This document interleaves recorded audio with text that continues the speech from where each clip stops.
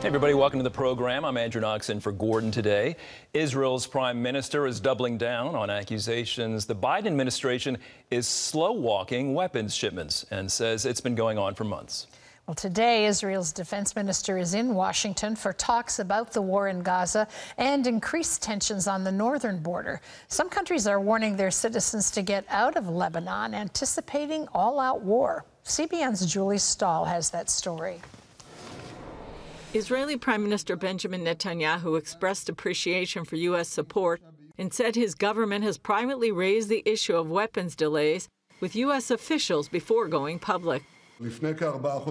About 4 months ago, there was a dramatic drop in the supply of armaments arriving from the U.S. to Israel. For weeks, we've asked our American friends to speed up the shipments. We did it time and time again. We did this in the upper ranks and in all ranks, and I want to emphasize, we did it behind closed doors. The White House denies it's slow-walking arms shipments, but the Times of Israel reports that a U.S. official told the news organization that it's no longer fast-tracking weapons as it did in the days after October 7th. On Israel's Channel 14, Prime Minister Netanyahu said of the fighting in Gaza, the intensive phase of the war is about to end. He also said he's open to a partial pause and hostage deal, but the war won't end until Hamas is destroyed. Today, Israel's defense minister is in Washington to brief U.S. officials about the fighting in Gaza and the escalating conflict with Hezbollah in the north. Retired Israeli Ambassador Yoram Ettinger says Israel needs to regain deterrence against future attacks, and that victory, not diplomatic agreements, is the best way to achieve that goal. We have had litany of agreements concluded between Israel, Hamas, and Hezbollah, and now we know very well that each agreement concluded with Hezbollah and with Hamas have been only means to enhance their destructive capabilities. Iranian-backed terrorists in the region are reportedly ready to fight alongside Hezbollah if full-scale war breaks out. Iran has hinted it also might get involved. In Lebanon, whistleblowers at the Beirut airport tell a British paper Hezbollah is storing huge amounts of weapons from Iran there. A top Lebanese transportation official denies those claims, which, if true, could make Beirut's airport a legitimate military target for Israel.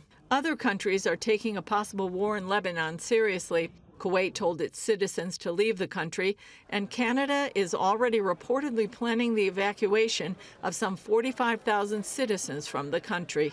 Julie Stahl, CBN News, Jerusalem. Thank you, Julie. In other news, Islamic militants carried out coordinated attacks against churches and a synagogue in southern Russia.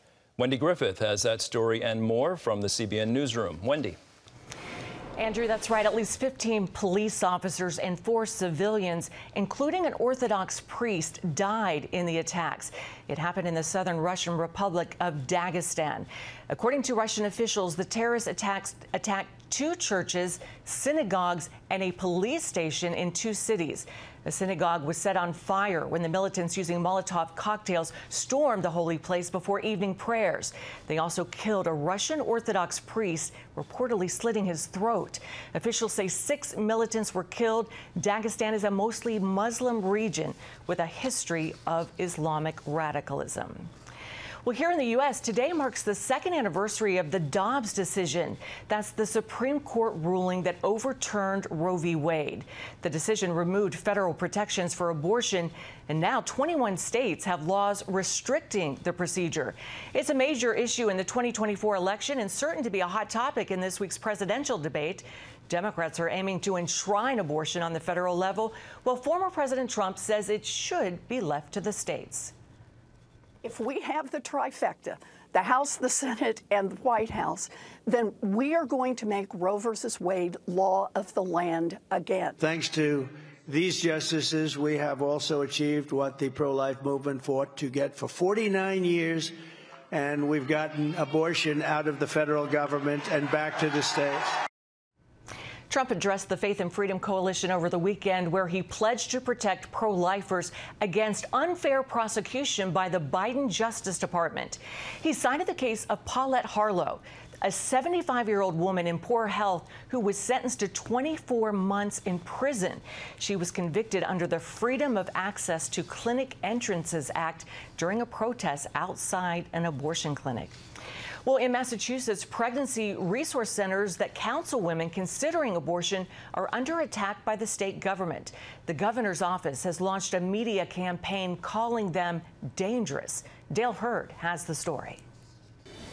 The campaign by Governor Maura Healey tells women to avoid what it terms anti-abortion centers, calling them unsafe. Whether you need pregnancy care or abortion care, avoid anti-abortion centers. They might look like medical clinics, but try to limit your options if you're pregnant.